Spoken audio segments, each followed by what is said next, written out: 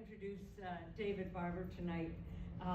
He's a photographer who's dedicated to documenting people and places and things with his camera, and he's had a couple of nice awards. In 1985, he had the World Press Award for a photo taken in Egypt. So from that you can sort of understand that he's had a long and varied career. In 1999, he had a mid-career Canada Council grant. And anyone who knows about grant or writing for grants and getting grants, there's a lot of competition for that. He's worked with the National Film Board of Canada, and he's a world traveler, and he's had the opportunity to document Canadian projects throughout the world. In particular, he likes to acknowledge the Canadian Museum of Contemporary Photography, and in particular, two mentors, both called Martha, who inspired him to be the best he could be. So, without further ado, David. Very good. Thank you very much for the invitation. Thank you very much for the invitation. Can we turn the lights off? Down? Yes, Yes? Well, yeah, I work better in the dark. that's better.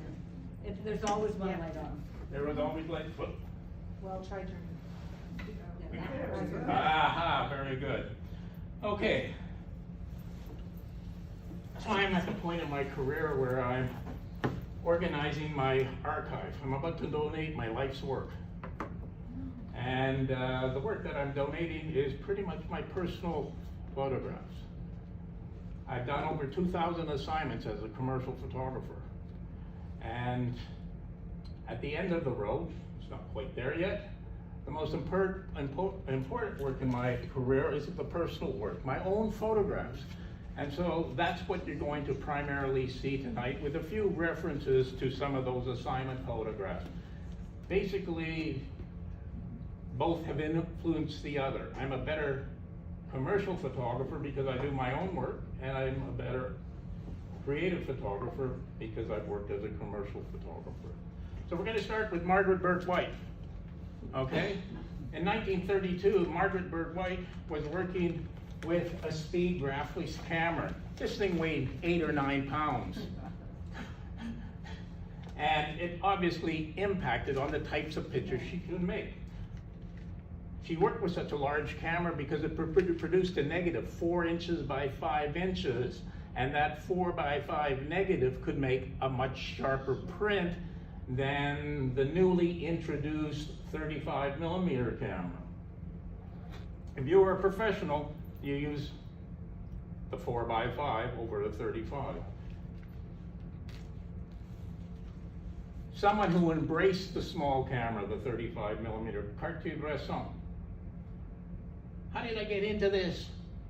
I was a bored teenager in Regina, studying studying geography. I need to have an adventure. I was just so bored. I was the typical bored teenager. You probably have children that fit that description. And I signed up for a student exchange program, and I went to Finland. I dug dirt all summer long at the University Botanical Gardens in Helsinki. And as I'm going out the door to the airport, my mother ran upstairs, came down, and gave me her Kodak Instamatic and said, "Take some pictures." My grandmother was Finnish, but she had never been to Finland. Her parents had immigrated at the turn of the 20th century to North Dakota, and then they moved to Manitoba for free land. So I dug dirt all summer for $1 an hour, and on weekends I started looking for photographs. Riding a bicycle, looking for photographs, and searching, looking, and I was no longer bored with life. I had a purpose. Every day I had a purpose to find a photograph. I came back to Regina and said to my parents, "I'm going to be a photographer and travel the world." that's what I want to do with my life. And they sort of looked at me, I got pretty serious. There were no classes, workshops in Regina, and I went to the Regina Public Library and found a book on how to build a dark room, how to process film. I learned how to do that myself, built my own dark room, and started processing film and printing photographs. While at the Regina Public Library, I found Cartier-Bresson's work, and it just captivated. This is the type of photographer I wanted to be. And so here's one point, you know, you want to improve your pictures, start looking at other people's work, and you will find what type of photographer you'd like to be. And Cartier-Bresson's work just said everything to me. It had to deal with the truth and reality of everyday life. But there was something beautiful and captivating about that moment, that decisive moment he captured.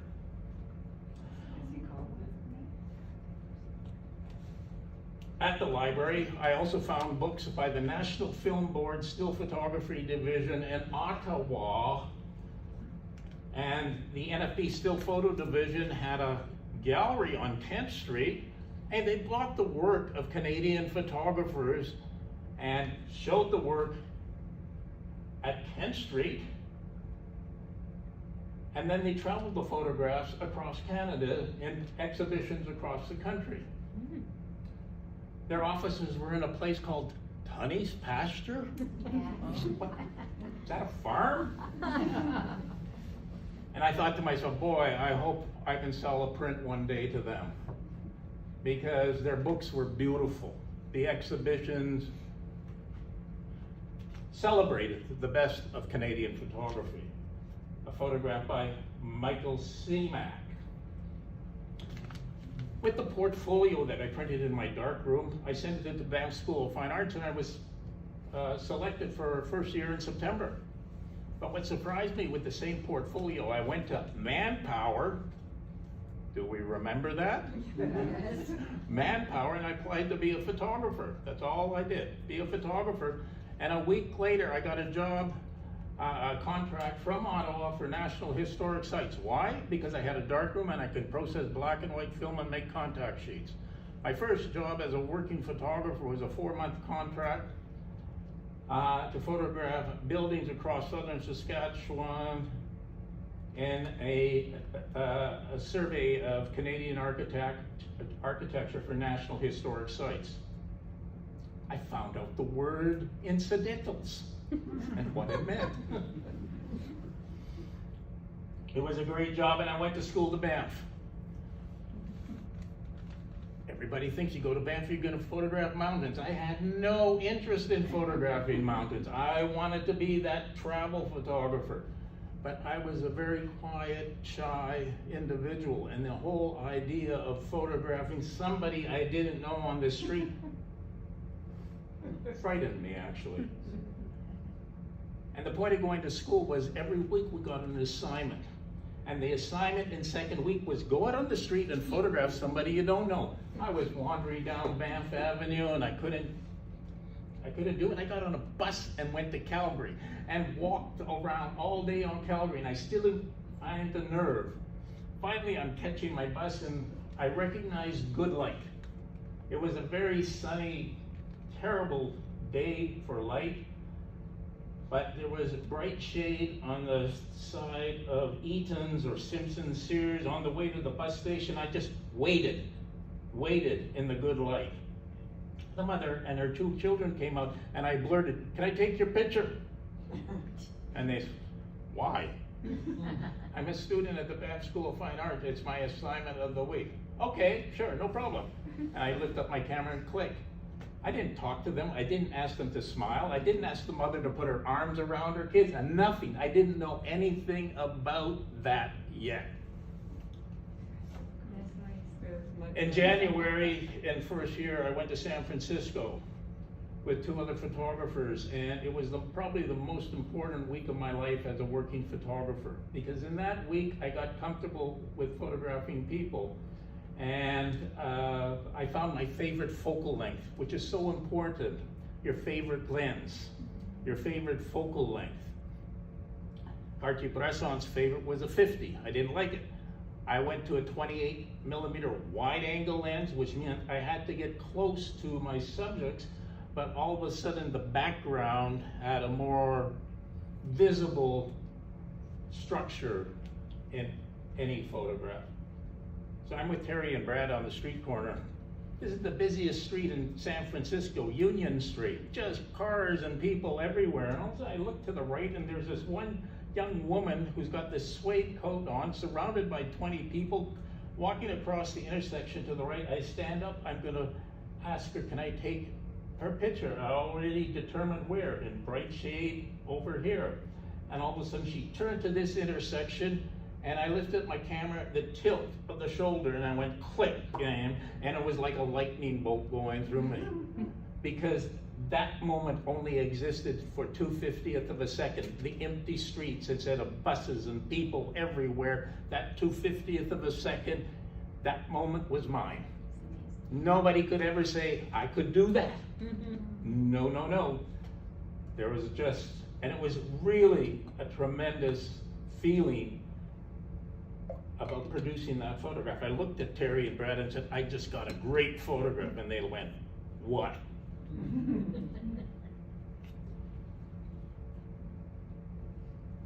I spent a week in San Francisco, and I got used to photographing people quietly. I didn't ask permission most of the time because Cartier-Bresson never did that. I finished first year, and I got a job at the University of Regina as a full-time photographer. I lasted a year and a half. Girlfriend broke up with me. I had to leave. I had a great job at the University of Regina. I had a pension. And I got on a boat in Montreal and I went to Europe again with the goal of simply practicing, I had saved enough money thinking, well, I might go to school over there, I might take a course, but I'm gonna expose 2 rolls of film every day for 4 months. And that's what I did. Pure practice, out on the streets, photographing people. This is on mid-Atlantic, on the Stefan Batory, a Polish boat. I was accepted in second year at Guildford. I rented a room in Guildford thinking I was gonna go to school there, but I ran out of money in August, and I phoned the Banff School of Fine Arts and I said, can I come back to school? And Bob, the head instructor, said, it's been full for 6 months. Why didn't you come back the second year? And I said, well, I got a job at the University of Regina, and I'm over in England, and I've got 100 rolls of film to process, and he invited me back.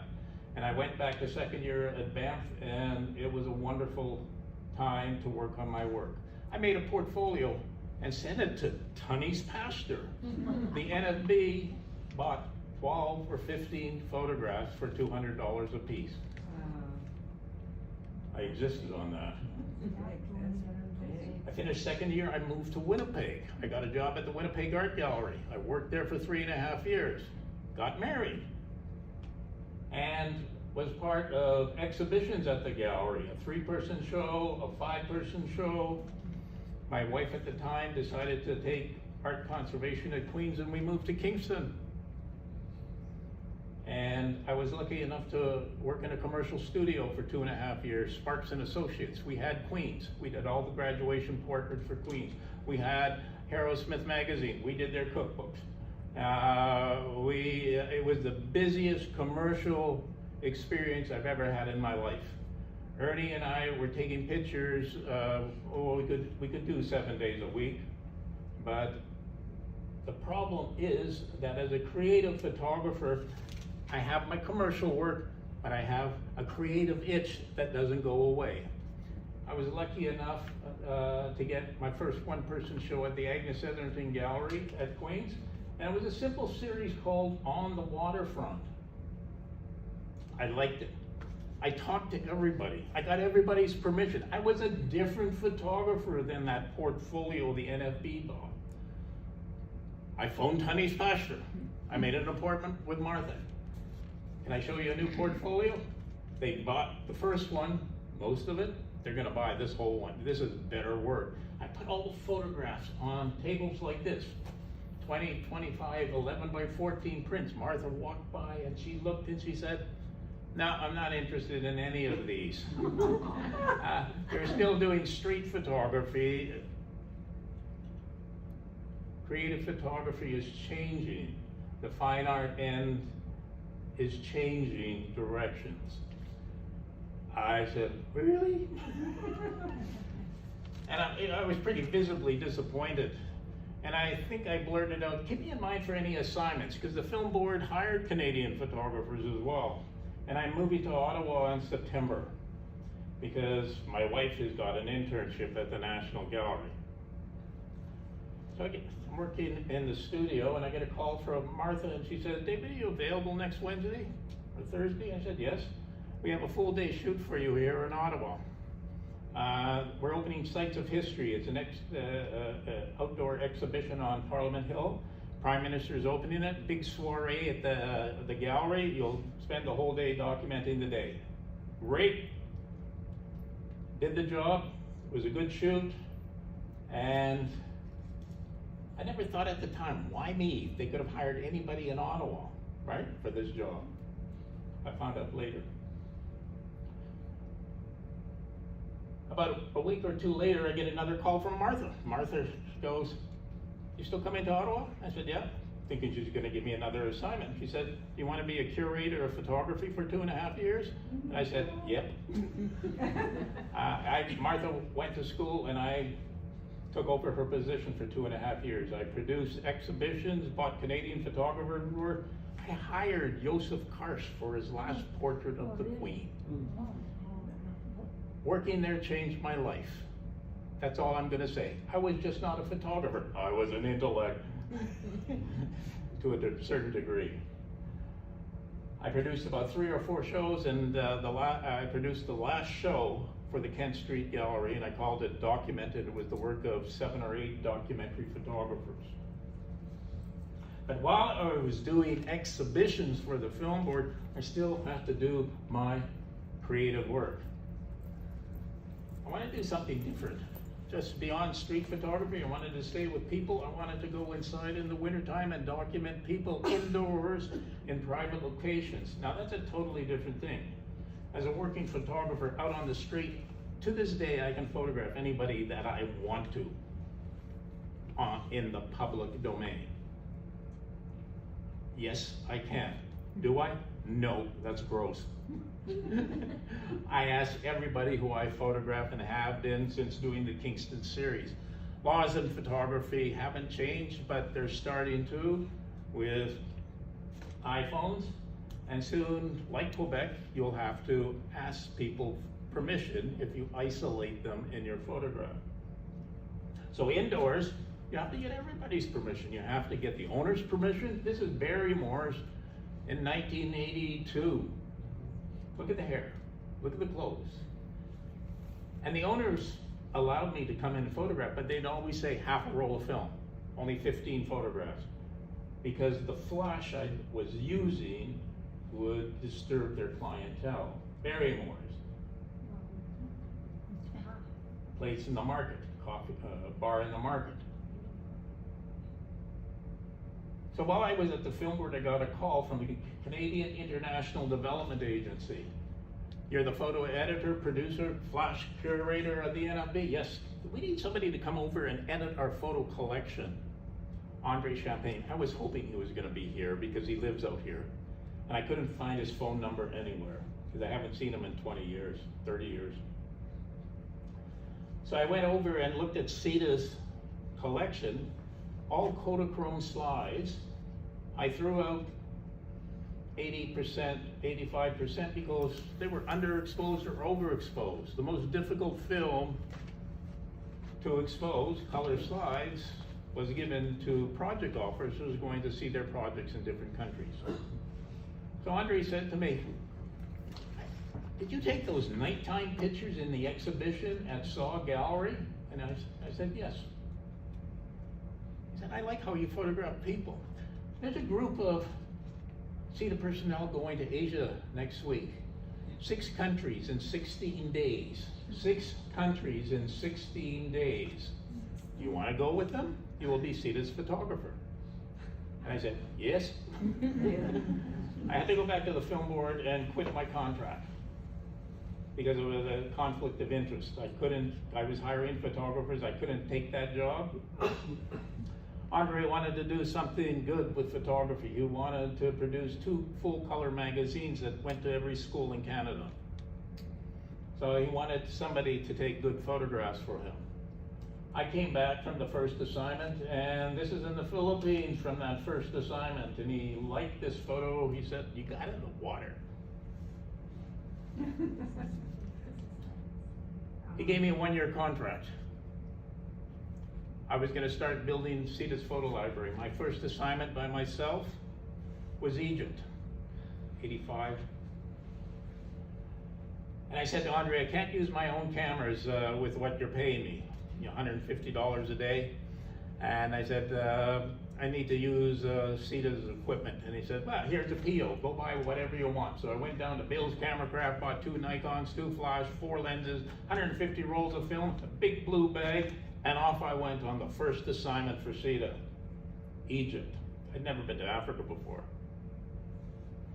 I was pretty wired, excited. They put me up in a hotel right on the Nile. The sun was coming up. I ran out the front door. I'm on the Nile. The sun is great, beautiful direction of light. I go across the road. I hop over a fence. I go down right to the water. And here's this father and son fishing. Photo? Lift up the camera, photo? Yeah, no problem. They came closer, and they passed by fishing. About as far from me as the individual in the white t-shirt. Very close. 105 lens. I'm following them. Brand new cameras, brand new film, brand new lenses. They go by. First pictures are really good. I'm really happy. I look at my shutter speed. It says 60th of a second. Damn. It should have been at least 1/25th of a second or 2/50th. They're moving this way. I know that. This is a mistake. First photograph. They're further downstream. I start running after them. I made a mistake. I ran under a bridge and I became invisible. Number 1, your security. Your security. You have to think about where you're going, what you're doing all the time as a photographer. I lost that for a moment, and under the bridge as I ran there where there's a man with a rifle and he's robbing me. He's pointing the gun this close to me. He wasn't a guard, he had an old rifle. Nobody could see me, nobody could hear me, and I thought, oh God. I wanted Andre to be here because he doesn't know this story. I never told anybody at CETA this story the whole time I worked for them. I was embarrassed. It was a classic mistake. You don't get invisible unless you know where you're going, no matter what country you're in. I brought out a Glad sandwich bag of about 10 rolls of film, and I gave it, reached out with my hand, and he took his finger off the trigger, and I just dropped it, and I turned around and ran, and I did the 100-yard dash in 4.3 seconds. I got away. I was shaking. It's nerve-wracking when somebody points a gun at you and nobody can see you. Anyways, Egypt ended up being a great assignment because this photograph I took in a school won a World Press Award. All of a sudden, I was as good as anybody. That award just went, wow. It was in a little school. I sat really close. I use wide-angle lenses. I have to be as close as you two together. I don't want to use a flash. No. I waited for the teacher to stop talking, and all of a sudden, the source of light I wanted to use was the window. And if I could look at getting her to look into the window light, it'll be a nice photo. That's what we call pre-visualization. We see the photo here, so we make all the fairly intuitive movements to get that image. I sat beside her, the teacher walked out, she looked at me and I go, photo? She goes, yes. She looks straight at me and it's not a good shot. You know, it's half dark, half light on her face. So I went, look, look. And she turned her face in the light, and I just said, oh God, I hope this is sharp. And it was. A lot of people ask me, 4 and 8, what a waste of money. Yeah, some of it is gross, actually. When 4 and 8 turned from humanitarian relief into business, we lost our way. But this is a project in Ethiopia, a country I've been to 3 times. One little project. A Canadian company dug a well. These kids didn't go to school. They walked 10 to 12 miles to get clean water from the well. And I'm in there at 7 o'clock in the morning, and there's this lineup of children because the well is locked. So I'm using the light. I go to the back of the line, and I know they're gonna follow me. And I go down low to hide the distractions of the farm in the background, to concentrate on the numbers. Eventually, they opened the gate and would go in one at a time. This was a project that I was proud of. Any Canadian would be proud of. Clean water, education, health. The basics of 4 and 8 worked the best, without a doubt. So as a working photographer, we didn't use zoom lenses back then. We had different focal lengths. I had my wide angle lens and then short telephoto. And as a working assignment photographer, you diversified your photographs, because the same image didn't look the same, but could be used differently. The Philippines. I worked for CETA for a total of 11 years. I photographed in 35 countries in total. Every country in East Africa, majority in the Caribbean, some in Central America, and Asia. The Philippines, wow. Poverty like I've never experienced before. This is garbage mountain. They don't go to school, they go through the dump and collect. But there was a feeding center on top of the dump where kids would get a decent breakfast. That was a UNICEF project, and CETA helped fund it. I saw gut-wrenching poverty that you can't imagine. I did the Ethiopian famine, the Sudan famine. It was a horror story. But as a working photographer for CETA, I had to look for the images that a government agency would use.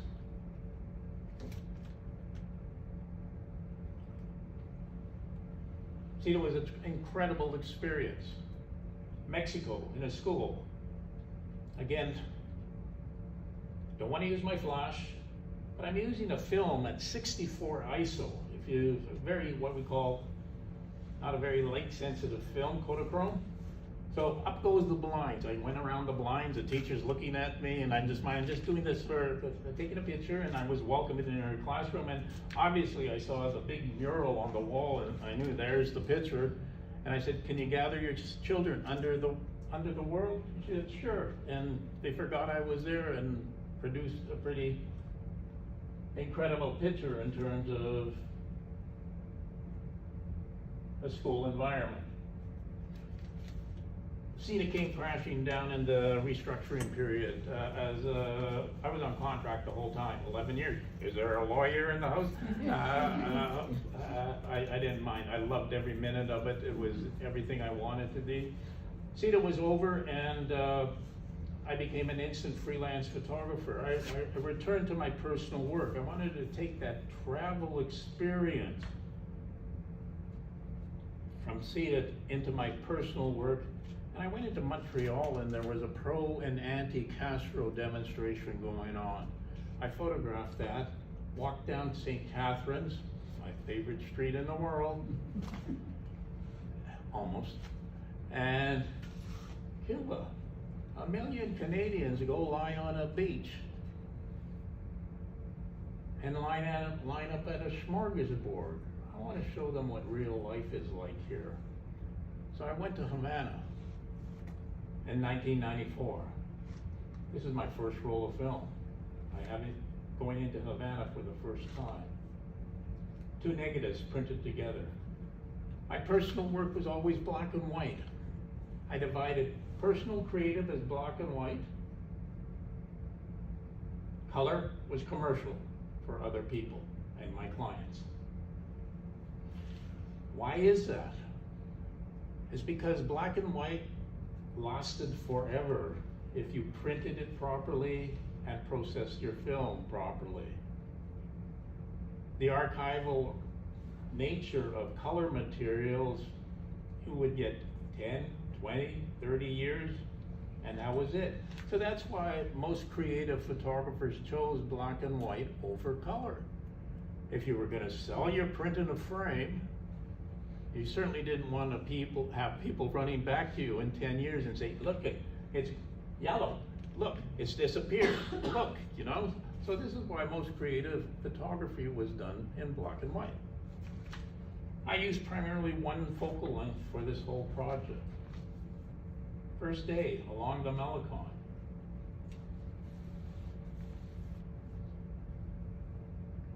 I discovered a country that I appreciated so much. People were desperately poor, but they were kind. So kind, sensitive, educated, and they loved getting their pictures taken. And most of the time, they didn't want any payment for it. No, no, no. Occasionally, you'd run into somebody who would be hustling you for different things. But in 1994, in that period of time, I just wandered freely, and I, in very bad Spanish, would walk up to people and say, "Por favor, una foto?" And they just smile at me because they knew I was a visitor, and everybody said yes. In all my years going to Cuba, I went between 1994 to 2018, I did 26 trips. I did photo workshops where I took students from Ottawa or met them in Havana, and there was a 1-week photo workshop. I did that 14 times. And that supported me to do my own work. I'd teach for a week, then I'd stay down for a week or 10 days just to do my own work, and I built on this project, which I exhibited at a number of galleries in Ottawa, Vancouver, and Toronto. This is the perfect example of good light. Bright shade on a sunny day. Bright shade on a sunny day. You don't want to photograph people in the sun, in direct sunshine. They squint, they swear, and they sweat. And they look bad. Where in bright shade, you got this nice even light without shadows in their faces. I knew Havana well. It was a dark, dark city, but I felt secure enough over the years to wander the streets at night, tripod, camera, and take some photographs. My favorite nighttime picture, story. I'm walking back to my hotel in Vedado district, and out in the dark, "Where are you from?"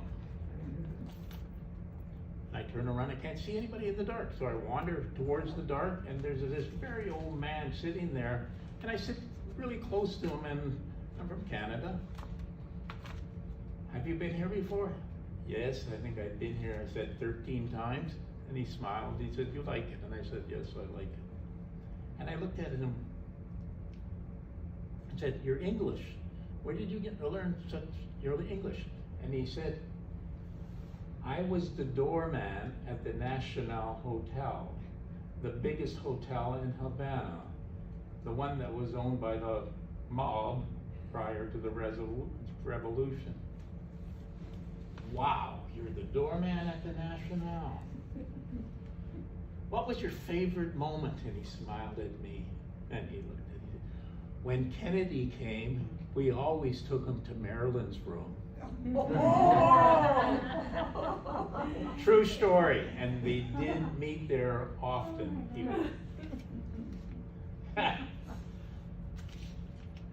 So this was my longest project. I spent almost a year in Havana doing workshops and taking pictures. This is just a few samples, and this is a picture I heard of Castro making his inaugural address, his first speech to the people, and doves landed on his shoulder. I heard about the picture. I didn't see it in any of the books in Cuba, but here, taped to a wall one day, here it was taped to a wall, and I said, wow, there's the picture. So I took this photograph and I said, I found everything, and that was it. I was still working the streets in Ottawa when I came home. I was always a street photographer. As a street photographer, and with my experience by this time, I knew who to photograph and not to photograph. And you might think, oh, pretty woman, you're just going to photograph her. No, I saw the pretty woman, but what she was doing, using an iPhone and a camera at the back, to me, that was the time how people were changing from a digital SLR and moving to the iPhone. This was taken about 10, 12 years ago on Bank Street. I'm very close to the person I photograph, and I have been doing that since Kingston. I take their picture with their permission. I explain how I'm quickly going to use it, that I'm doing a documentary series of photographs. I give everybody my card and say, if you want a free picture, I'll scan the negative and send it to you. Today with digital, you want a free picture, and I send it. I would say 50% of the people get back to me. She did, and she loved the picture. Freelancers, people ask me, how do you survive being a freelancer as a photographer? And I say, you don't. You don't, especially today. I said, I've been lucky to diversify my services over the years. Because of the Film Board, I was introduced to the National Archives Appraisal Board. I've appraised photographic collections for 35 years in this city for different museums, the archives. I stopped doing that recently. Incredible experiences. I saw pictures that nobody would believe had been produced in this country.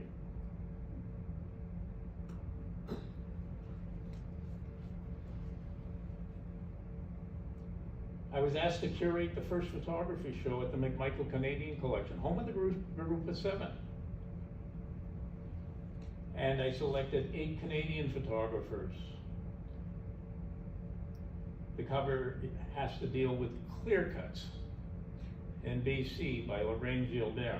She teaches at the University of Ottawa.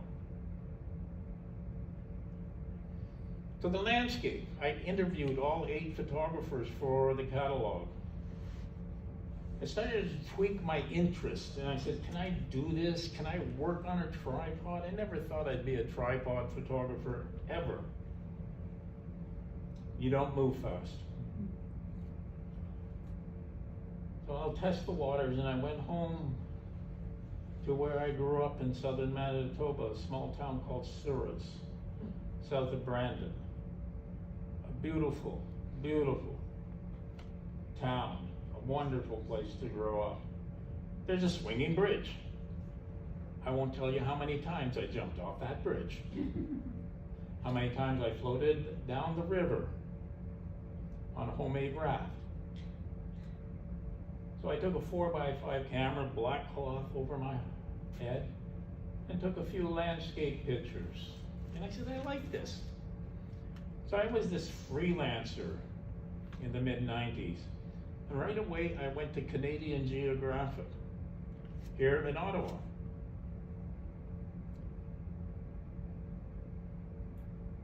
And I met with the photo editor, Margaret Williamson. And this is the only time this ever happened in my entire career. I came with a portfolio in hand. They're a publication. They needed color slides. I had 40 color slides and 10 black and white prints of my personal work. you like the portfolio? And she said, I've got an assignment for you. And I just went, what? Yeah, I've got a good assignment for you. This was the heyday when Canadian Geographic was one of the wealthiest magazines in the country. They had more subscribers than Maclean's even. That's what I was told. So Margaret said, you'll be the first photographer of Imaginary Landscape. It's a series that we're going to do, Canadian photographers interpreting Canadian writers. Read this book called The Way by Jane Urquhart. Bring me back one picture and we'll run it as a double-page spread. We'll pay you $500 for the shot. My first assignment, I want to make an impression. I looked at her and said, can I do this in black and white? And she smiled. I was hoping you'd say that. Color magazine, it would be different. On a map, I read the book, and on the map I went 5 locations. I was on the road for 3 days, 5 locations, and I lucked out with fresh snow coming back into Ottawa on Black Creek. And I took this picture on tripod with a 4.5 camera, black cloth over my head. Not a good thing to do in hunting season. I won't get into that. I like to photograph a lot. I dropped the shutter speed to half a second or 1 second, so I blurred the water. The abstraction of reality was part of the visual hook of the photograph. One of the things I've learned as a photographer is we can transform the ordinary in simple ways.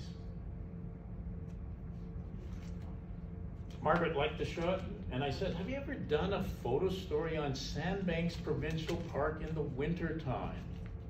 That was one of the spots I visited for that assignment, and I was taken away with it. And she said, it's a nice idea. I'll give you 3 days, $500 a day, we'll pay for a hotel and gas. My first landscape assignment. Wow. I was more nervous about that than going to Johannesburg. It was out of my comfort level as a professional photographer. Being out on a sand spit by myself for 3 days. I got really more nervous about that, and I asked one of the photographers in the exhibition I'd done for the Michael lived in Ottawa, and said, Richard, he worked at the Canada Council. Richard, do you want to spend 3 days photographing the sand spit? I'm doing it for an assignment, you can do it for yourself. He loved the idea, so he came with me. I felt really comfortable in his presence. That's the only time in my career I worked with another photographer, or the presence of another photographer was with me. I was that uncomfortable. If I'm on the spit and I go in a hole, nobody knows where I am. I became more comfortable with it. And this was a photograph I took in the first hour of the first day, and I liked it. It's very, very, very washed out. Bear with me just for a second. I'm just going to darken this a little bit.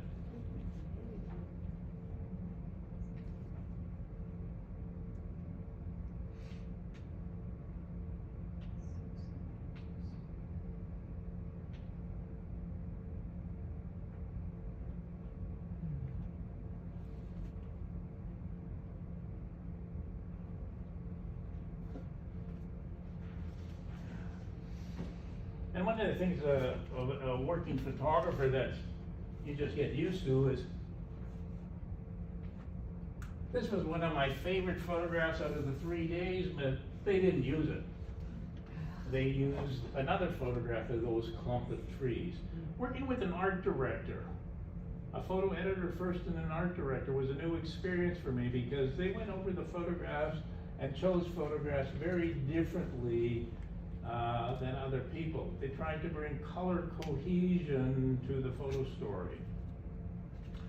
I worked for the magazine for about 10 or 11 years. I covered Eastern Ontario, down to Kingston, Ottawa, Brockville, in this area. It was a fantastic experience. There's no greater rush than a working photographer to see their work used in a magazine and they're reproduced well and the selection is good. I simply love this experience so much. This was just a one-day assignment down in Kingston. This is the B&B. Color cohesion. I soon learned that working for an art director, they wanted similar colors running through the story to pull the visuals together as much as the text. Color cohesion is visible in this one page. My last assignment for the magazine, and it was a good one. I was sent to Halifax and I was on the SS Toronto for 4 days. It had to deal with the 150th anniversary of the Canadian Navy. Fantastic. I got on board. This gentleman over here is the captain. We're headed out to sea. They're doing exercises with helicopters, guns blazing away, doing all types of exercises on board. Took the picture of the captain, and I said, how do you get people comfortable?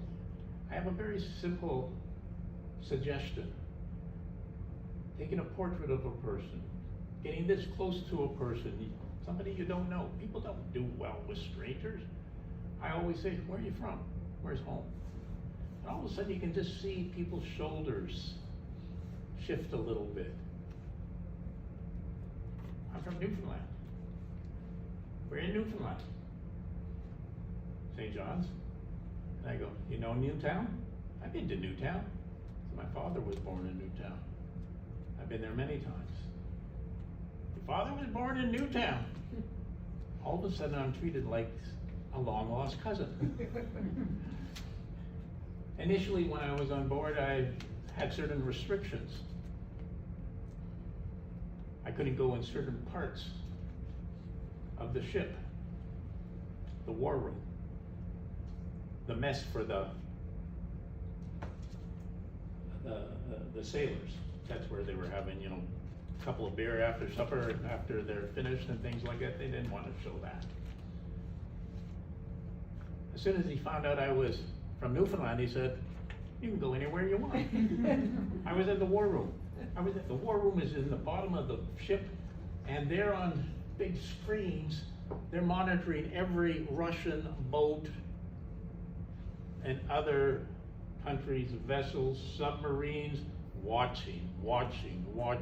And they allowed me to take pictures, as long as I didn't get the screen in the pictures. I had to use a flash too, because it was quite a dark room. They didn't use any of the pictures in the photo story. Fantastic experience.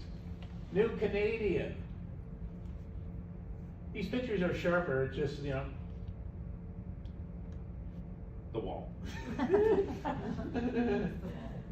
New Canadian. Ah, man, I talked to him for the longest time.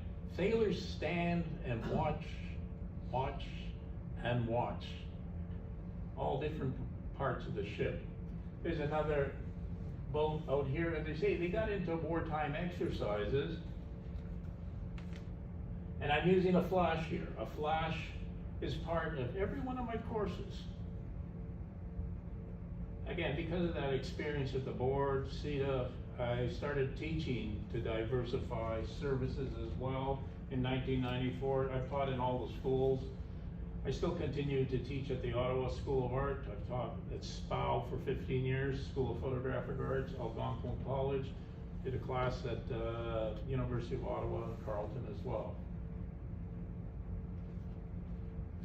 Flash work is a part of every class I teach because most people are kind of intimidated by a flash on camera. There's ways to improve your flash today with digital cameras. You can balance flash output with available light. That's all I'm going to say. So a flash is firing to light up the side of his face as well as pop the Canadian flag. Landscape. What am I going to do as a personal project? I'm going to go across the country. That's the cliche project. go right across the country. So I went to Newfoundland, and this is Newtown. My father came out of retirement, and he ended up he was a United Church minister, and a United Church minister in the town he was born in. It was the happiest days of his life. He went home. He's buried there. I never saw him happier. And I started thinking of living in Newfoundland for a while, and that still might happen. And so the project started in Newfoundland, and I simply went west, I got to Saskatchewan, and I said, this has been done too many times. I gotta find a project that makes sense to my life today. I had children. And so my life today, I wanted to be more at home. So I simply said, I'm gonna do a project of landscapes, walking distance from where I live in Ottawa, walking distance. You gotta find something interesting from Carleton to the market to the War Museum and that area. That's what I did, and I worked on this during the winter times for about 5 or 6 years. It's slow. It's cold. It's dark. I'm shooting with film here.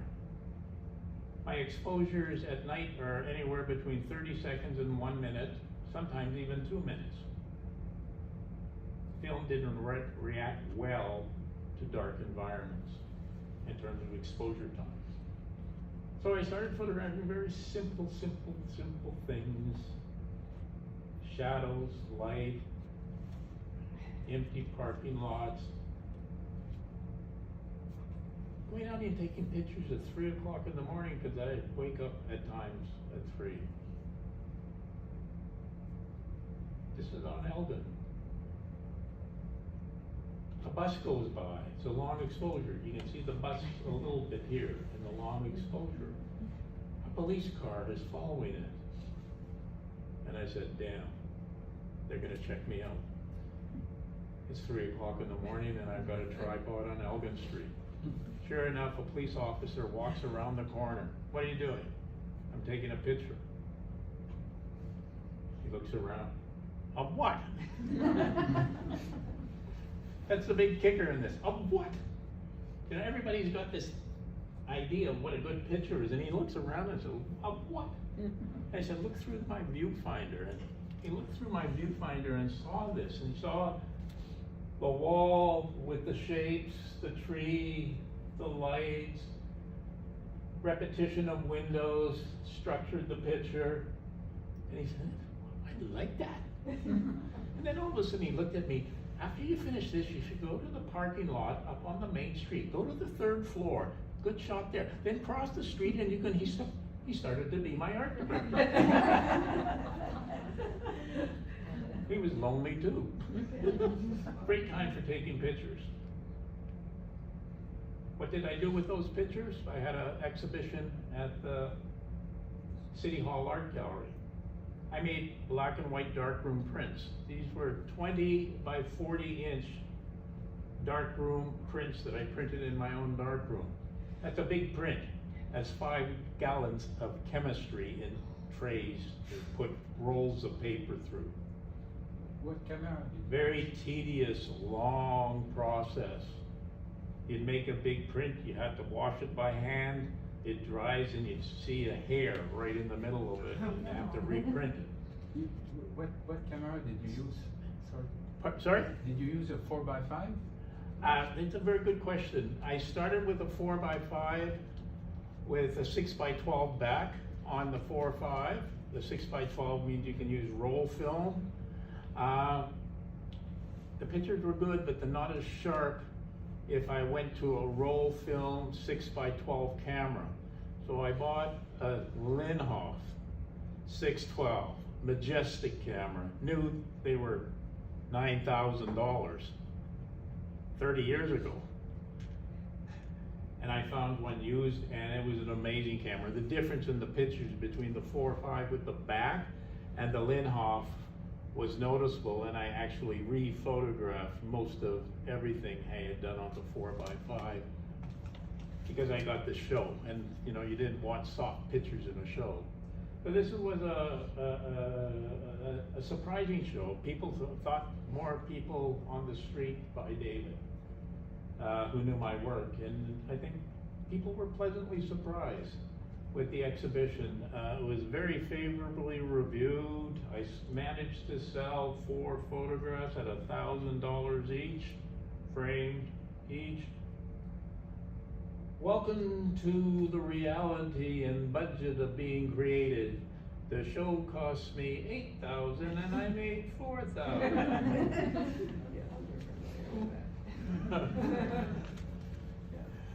There's too many pluses to be having exhibitions of your work. Print sales, as I say, at one time, there were 4 or 5 institutions in this town I could take the prints and try and sell them to. But that has diminished down to pretty much the city. The city of Ottawa supports the arts in a very dramatic way through exhibitions, grants, project grants, acquisitions, public art commissions. You see art around the city, that's a public art commission, sculptures, everything. The city has a wonderful supportive program for creative people in this city. Some people will think, well, that's a waste of money. Well, I don't think so. You know, what do you want? Empty parking lots to look at, or some interesting art on a wall every now and then? After these prints, I basically left film. Okay, I'd been shooting digital commercially for 6-7 years already. But as I say, digital and color was commercial, and creative was black and white. Damn. Due to the good reviews, I actually applied for a project grant, and the grant was to photograph the Rideau Canal in the wintertime from Ottawa to Kingston in the daytime. Unfortunately, I chose the coldest winter on record. It was bitterly cold. Most of the days I went out to photograph was minus 30 days and colder.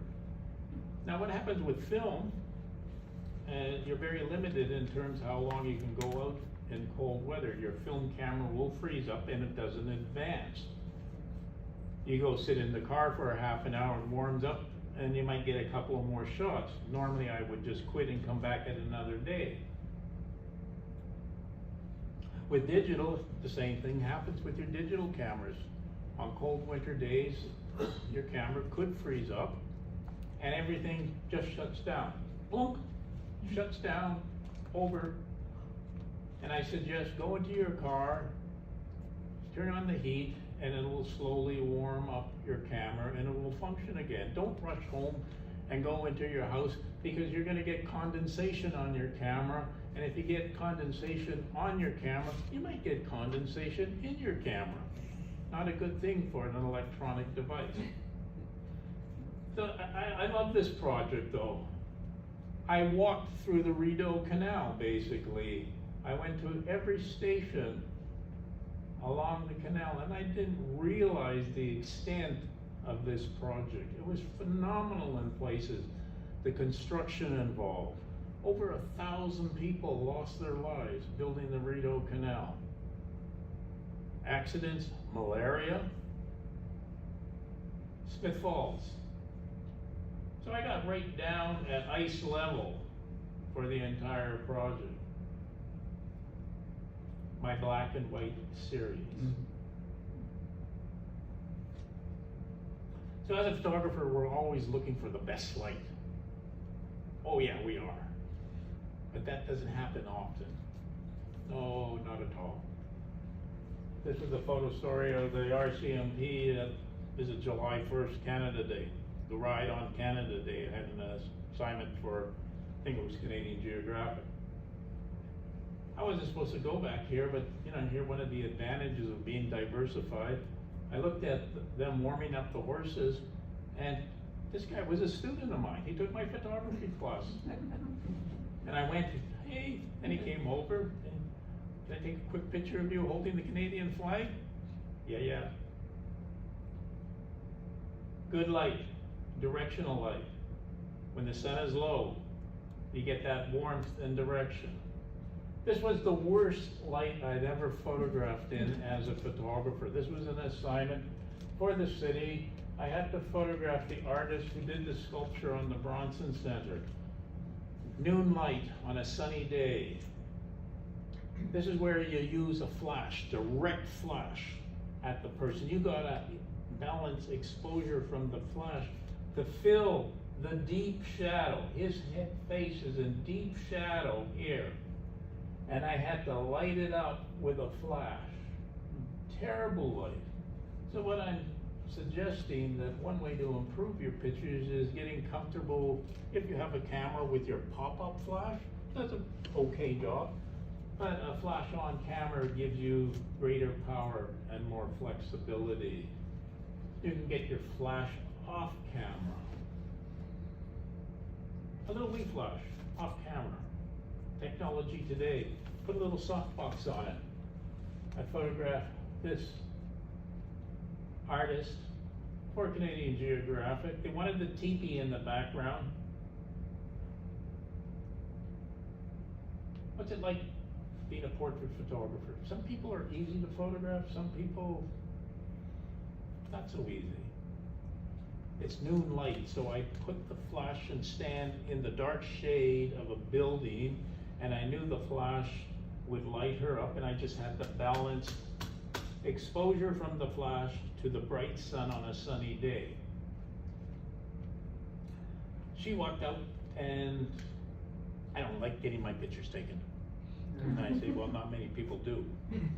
I'll do the best I can. Can you turn your shoulders? Why? I just don't want you straight on, just turn your shoulders. Now move your chin, nose, eyes, and back. Why?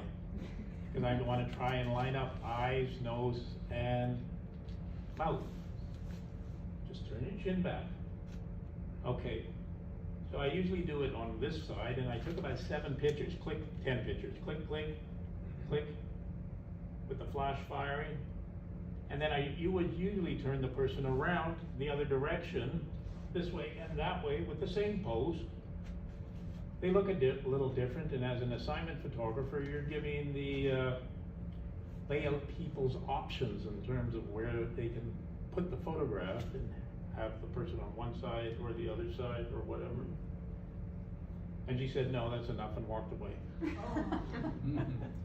Okay, that's fine. She saw the picture in the magazine. I get an email. I love the picture. Can you send me one?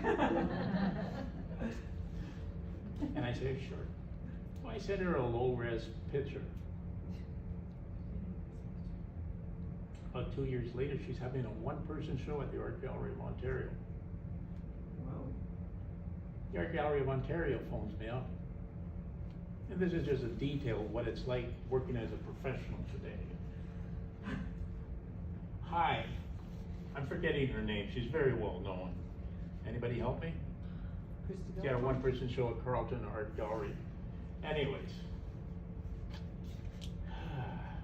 it'll come to me probably at 3.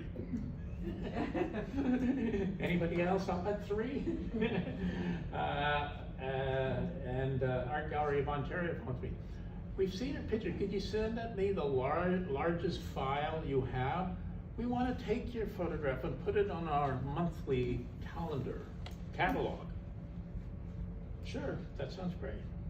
We're going to blow it up outside of her exhibition. That sounds wonderful.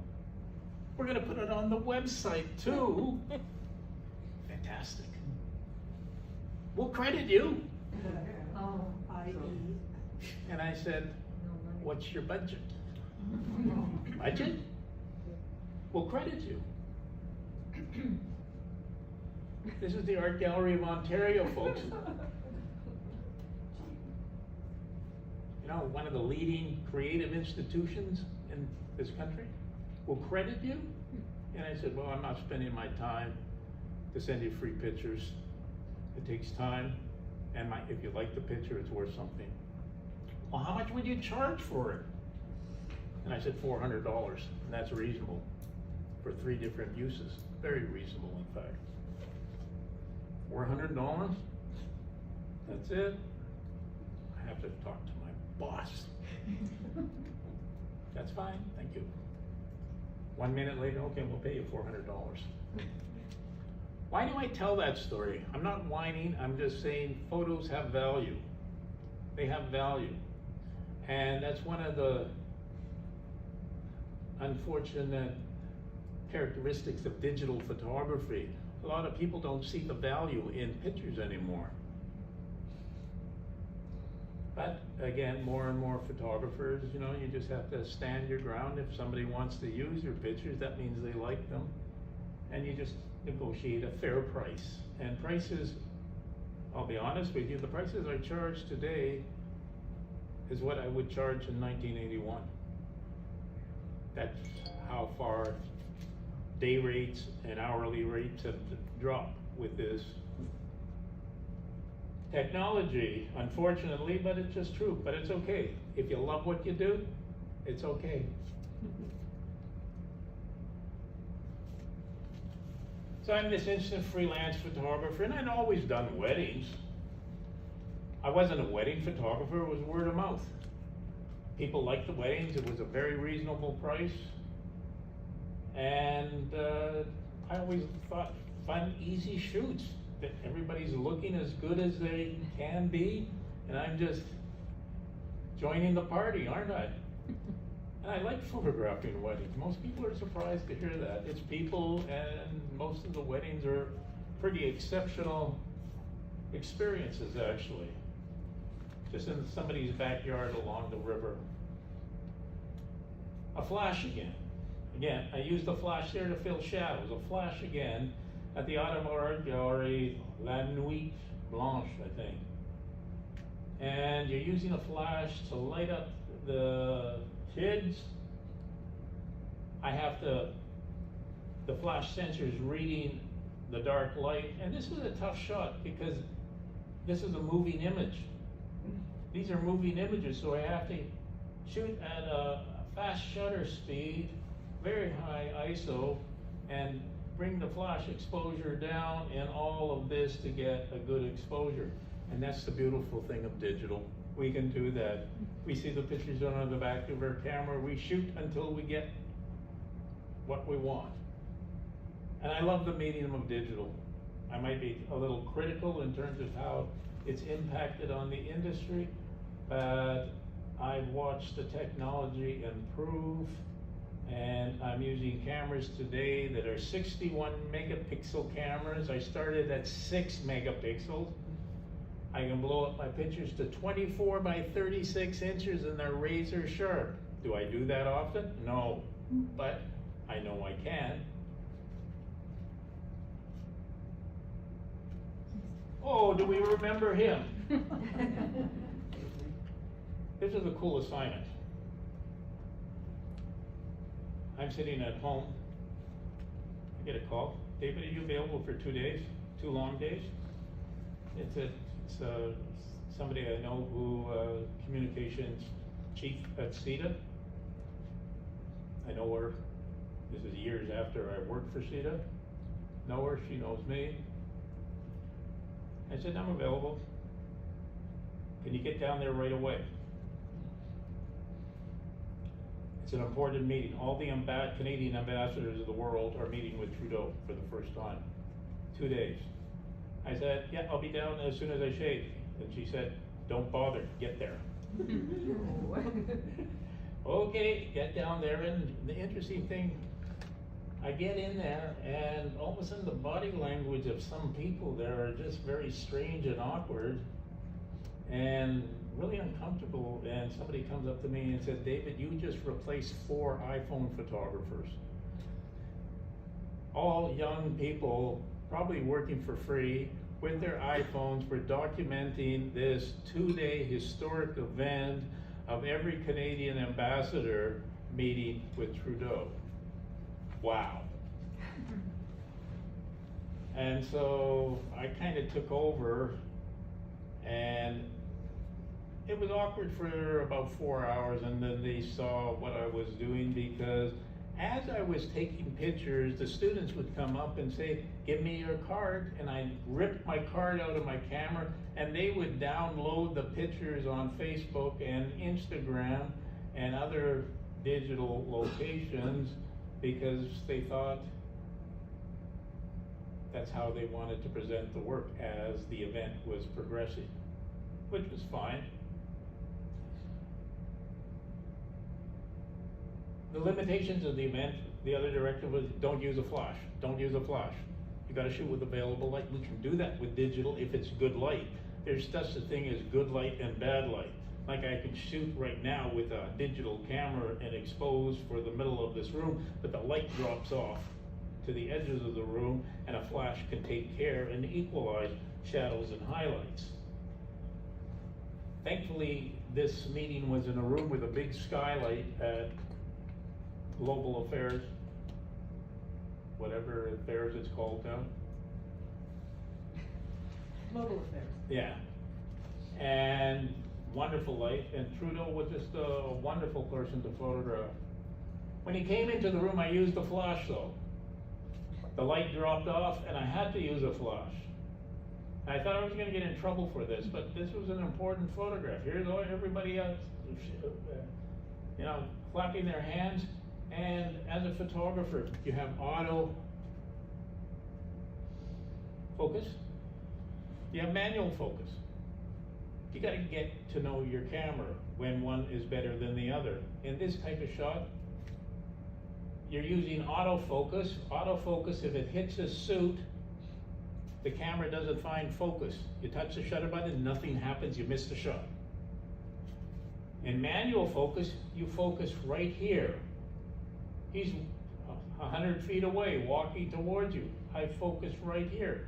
When he gets here, high ISO focus, I get 3 exposures as soon as he hits there. Boom, boom, boom. I got the photograph. And so auto, manual focus, auto exposure, manual exposure. Auto doesn't mean it's foolproof. Auto does not mean it's better than manual in the world of photography. Auto can work incredibly well in nice, even, bright light, not so well in difficult circumstances. Like photographing cheerleaders. This is years ago. And again, just to show you what a flash on camera, a little flash on the hot shoe of your camera can do today. As a film photographer, I'd have to have an assistant for this photograph. We'd put up studio lights on stands and light up the whole front of the room. With digital, we can push up, we call the ISO. And the sensitivity of your sensor increases by increasing your ISO. And so that little flash has tremendous range at higher ISOs. Better cameras have less grain and better color quality at higher ISOs. And this is what has made taking pictures a total pleasure. For most people events, I can get to the assignment on my bicycle because everything's in a camera bag. Not the way it was with film, with tripods and stands. Again, another example, a balancing flash in a gallery. We can do that, and it's incandescent environment, and so I'm shooting in incandescent or tungsten on my flash. I just put a yellow filter on my flash to balance color, temperature, all these things. How am I doing for time? 8:20. It's 8:20. Pardon me? 8:20 right now? 8:20? Yep, you're still good. So I'll be finished in 10 minutes, that's good, and then there's questions? Yep. Okay. So this is the type of photographer I am today. I started taking landscapes every day. It got me walking, it got me cycling. The beautiful thing in digital, it wasn't $15 or $16 a roll.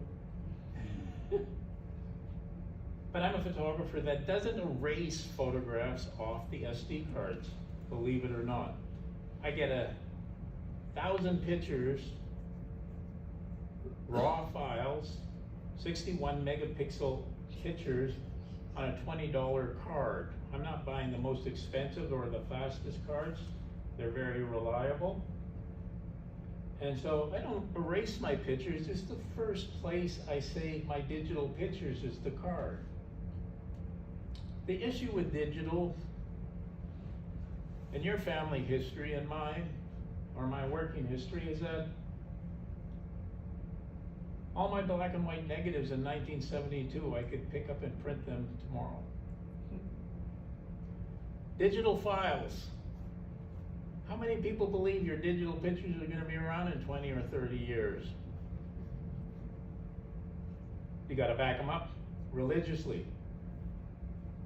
So I start with an SD card. A computer doesn't have enough memory to store that many pictures. You can get up to about 3,000 on a MacBook Pro. I've just done that. But then I empty the computer and back them up on one USB and another USB. I don't use the cloud. And so this is the biggest issue with this technology. Will your pictures survive? Many photographers don't believe that they will. Computers crash, your pictures are gone. USBs crash, all your pictures are gone. Many photographers believe your pictures will survive the times if you produce a hard copy. With digital technology, a hard copy is a good print. Inkjet prints have improved dramatically where they're good up to 100 years and they're getting better and better. That's the incredible thing of digital technology, it's gotten so good. And so I've become this very quiet landscape photographer. I go to parks.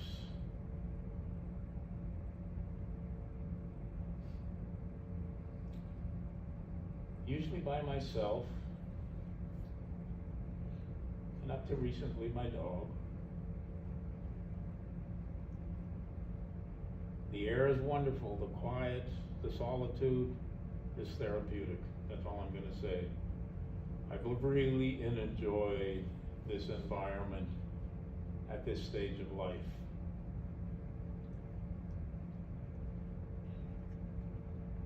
Panay Forest on Woodruff is one of my favorite haunts. So many paths to follow, quite a few paths you can follow off the paths. Lots of different environments to photograph in. I'm on tripod for every one of these photographs. Fletcher's Gardens. I live 10 minutes away from Fletcher's Gardens. Wonderful place. So like photographing people, I photographed trees today, but it's kind of similar. I build a beat. I basically suggest to people that it's better to walk down one street 10 times than 10 streets once. It also applies to paths and forests. Your seeing gets better, your comfort level goes up. Your seeing simply gets better. I have a beat in Havana. I walk the same streets in Havana over and over and over again. And it was such a compliment one day. This elderly man was leaning against the wall and he said to me in English, "You again? You're always here." Yeah, I build a beat. I don't walk all over the city. I have 10 streets I religiously go up and down all the time for the entire project. Likewise, the paths in a forest. It changes, the colors change, the trees change, everything changes, and you see things differently as you get more comfortable with the environment. There's always a picture somewhere. I do like this. It's a little light projection now. This was just on a wall outside of McDonald's. So I look for very simple photographs. I photograph in the rain. I love photographing in the rain. How wet can I get my cameras? They're weather stripped. And this is one of the things, if you buy a digital camera or have a phone, Google and see if whatever device you're using can accommodate photographing in the rain. Obviously, again, with electronic devices of any type, if you get it too wet, you're probably gonna lose it. I've covered cameras with plastic bags. I've worked under umbrellas. I love photographing in the rain because everything shifts in terms of colors and contrast. Shifts in terms of colors and contrast. Tripod. Long exposure. Long exposure. Tripods. That's just moving cars. And the lights on the cars are lighting up. Probably a 1 second exposure on tripod. Quarter second exposure on tripod.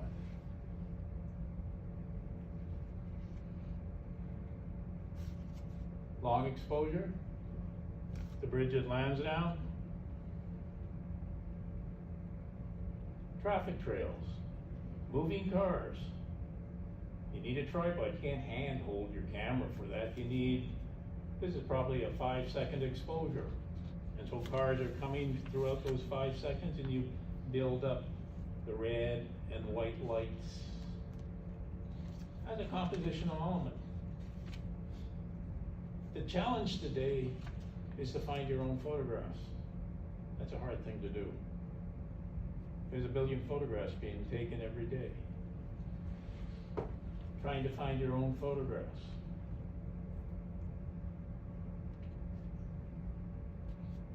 I still love pretty pictures. I still take pretty pictures. A lot of my pictures deal with the truth and reality of everyday life, and that's not so pretty. We're not in pretty times. But I still love a refreshing, pretty photograph. This was on Lake Simcoe, 6 o'clock in the morning, on a tripod.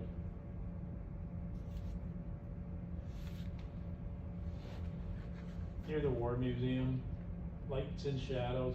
So the subjects I'm photographing are just anything that you see on a walk or a car drive. And all of a sudden you look left or right and something attracts you or gets your attention. That's a photograph.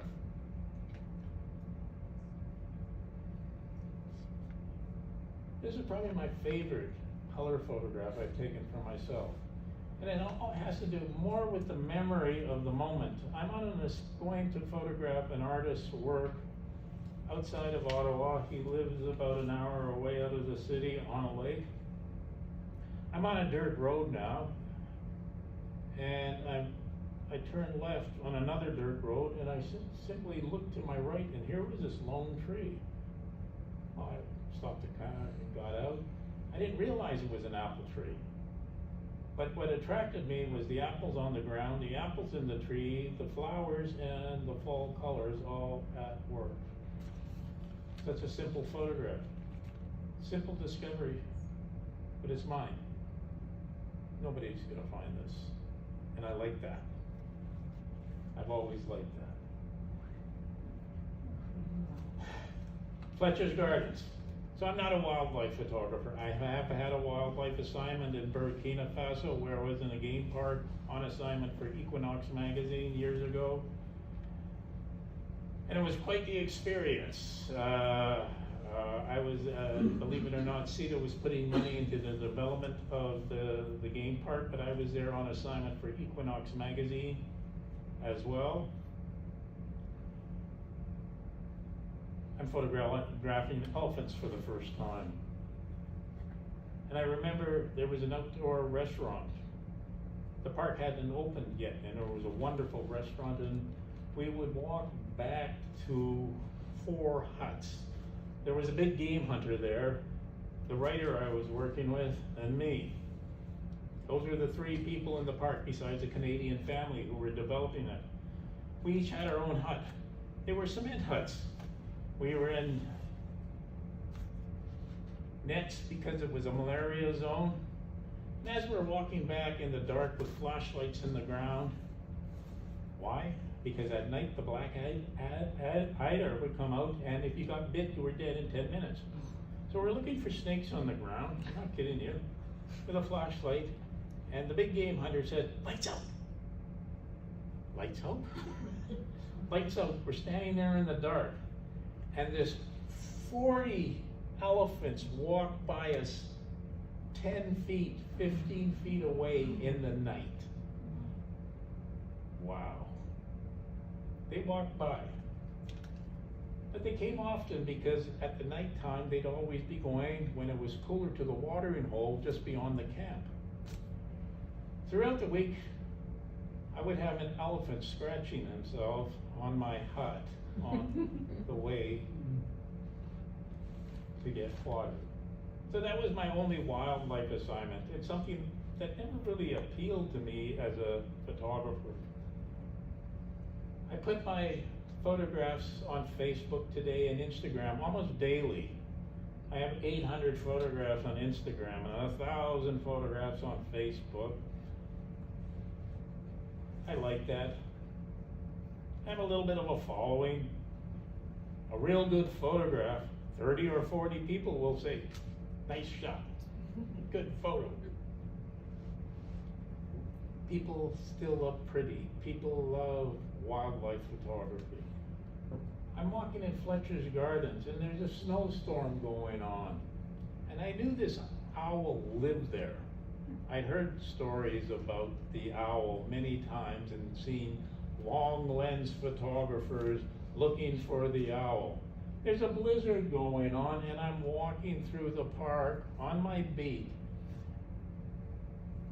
And I look to my left and here's the owl. I've got a wide angle lens on my camera. I have to get 3 feet away from the owl to get this photograph, 3 or 4 feet away, because my lens is like this.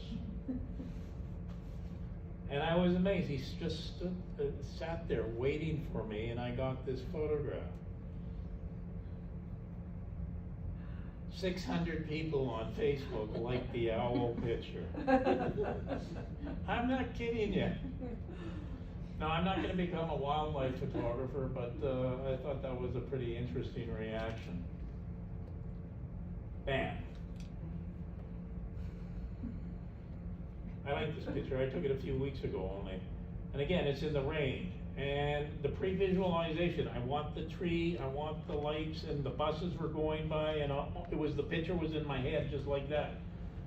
Now I'm on tripod, and so the challenge of this photograph was I needed a slow enough shutter speed to get the blur of the bus, but not too slow, because when the bus went by, the tree would shake. So I wanted a sharp tree, but a blurred bus. So that was the highlight of my day. And most people would think, you need to talk to somebody. But I like the picture. It was a very different photograph than I normally would get. And it was done in the rain as well. So we're going to end there. So there's a few times for questions.